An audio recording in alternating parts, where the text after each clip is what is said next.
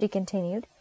"He always has said he was waiting to find someone just like his mother, and she is one of the gentlest, meekest, sweetest, and fairest among women."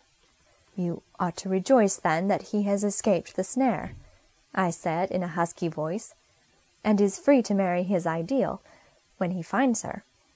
"But that is just what troubles me. He is not free.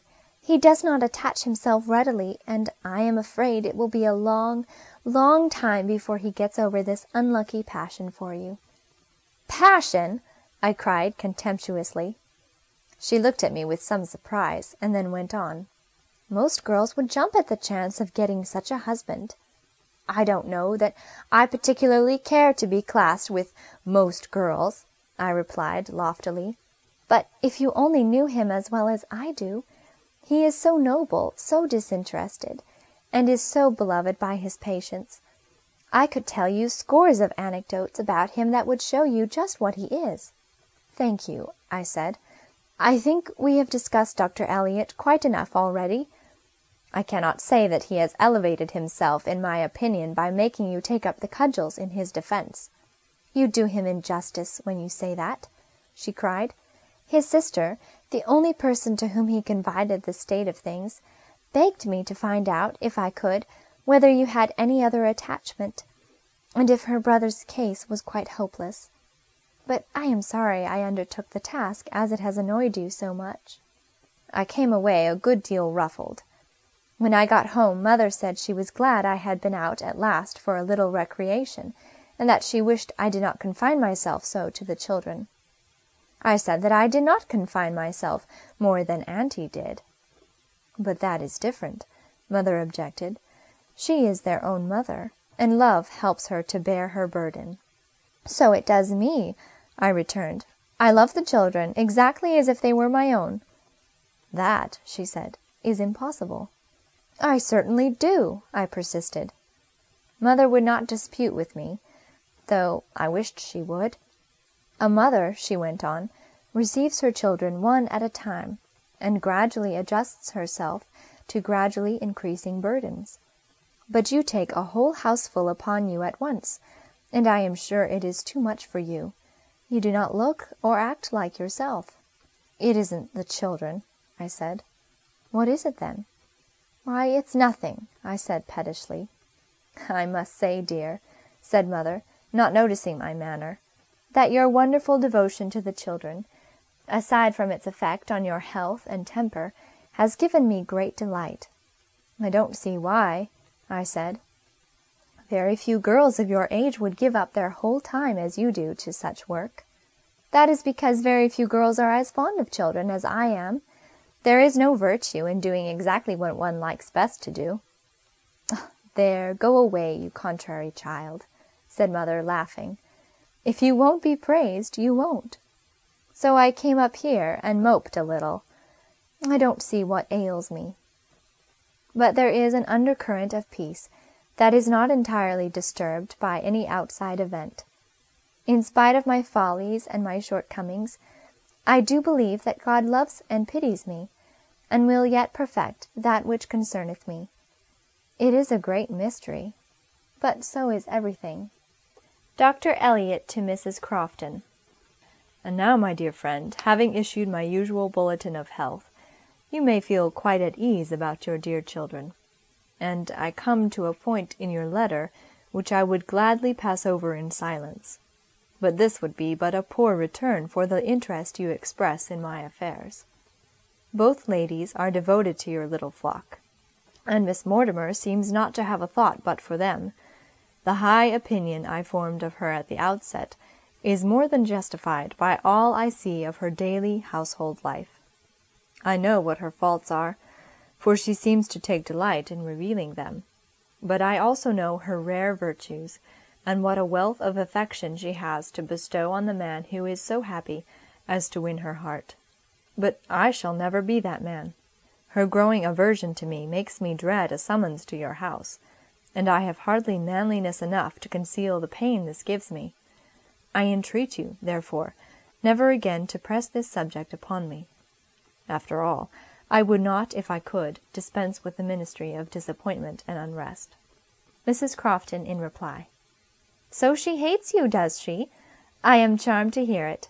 Indifference would be an alarming symptom, but good, cordial hatred, or what looks like it, is a most hopeful sign. The next chance you get to see her alone, assure her that you never shall repeat your first offence. If nothing comes of it, I am not a woman, and never was one, nor is she. March 25th, 1836. The new year and my birthday have come and gone, and this is the first moment I could find for writing down all that has happened. The day after my last date, I was full of serious, earnest thoughts, of new desires to live, without one reserve for God. I was smarting under the remembrance of my folly at Mrs. Embury's, and with a sense of vague disappointment and discomfort, and had to fly closer than ever to him. In the evening I thought I would go to the usual weekly service. It is true I don't like prayer meetings, and that it is a bad sign, I am afraid. But I am determined to go where good people go, and see if I can't learn to like what they like. Mother went with me, of course. What was my surprise to find that Dr. E. was to preside! I had no idea that he was that sort of a man. The hymns they sang were beautiful, and did me good. So was his prayer. If all prayers were like that, I am sure I should like evening meetings as much as I now dislike them. He so evidently spoke to God in it, and as if he were used to such speaking. He then made a little address on the ministry of disappointments, as he called it. He spoke so cheerfully and hopefully that I began to see almost for the first time God's reason for the petty trials and crosses that help to make up every day of one's life. He said there were few who were not constantly disappointed with themselves, with their slow progress, their childishness and weakness, disappointed with their friends who, strangely enough, were never quite perfect enough, and disappointed with the world, which was always promising so much and giving so little. Then he urged to a wise and patient consent to this discipline, which, if rightly used, would help to temper and strengthen the soul against the day of sorrow and bereavement. But I am not doing him justice in this meagre report.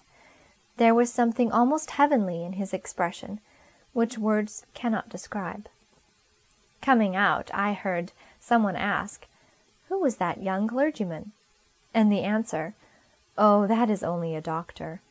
Well, the next week I went again, with Mother. We had hardly taken our seats when Dr. E. marched in with the sweetest-looking little creature I ever saw. He was so taken up with her that he did not observe either Mother or myself. As she sat by my side, I could not see her full face, but her profile was nearly perfect. Her eyes were of that lovely blue one sees in violets and the skies, with long, soft eyelashes, and her complexion was as pure as a baby's. Yet she was not one of your doll beauties. Her face expressed both feeling and character. They sang together from the same book, though I offered her a share of mine. Of course, when people do that, it can mean but one thing. So it seems he has forgotten me, and consoled himself with this pretty little thing. No doubt she is like his mother, that gentlest, meekest, sweetest, and fairest among women. Now, if anybody should be sick, and he should come here, I thought, what would become of me? I certainly could not help showing that a love that can so soon take up with a new object could not have been a sentiment of much depth. It is not pleasant to lose even a portion of one's respect and esteem for another. The next day Mother went to visit an old friend of hers, who has a beautiful place outside of the city. The baby's nurse had ironing to do, so I promised to sit in the nursery till it was finished. Lucy came with her books to sit with me. She always follows like my shadow. After a while Mrs. Embury called. I hesitated a little about trusting the child to Lucy's care, for though her prim ways have given her the reputation of being wise beyond her years, I observe that she is apt to get into trouble, which a quick-witted child would either avoid or jump out of in a twinkling. However, children are often left to much younger girls. So, with many cautions, I went down, resolving to stay only a few moments. but I wanted so much to know all about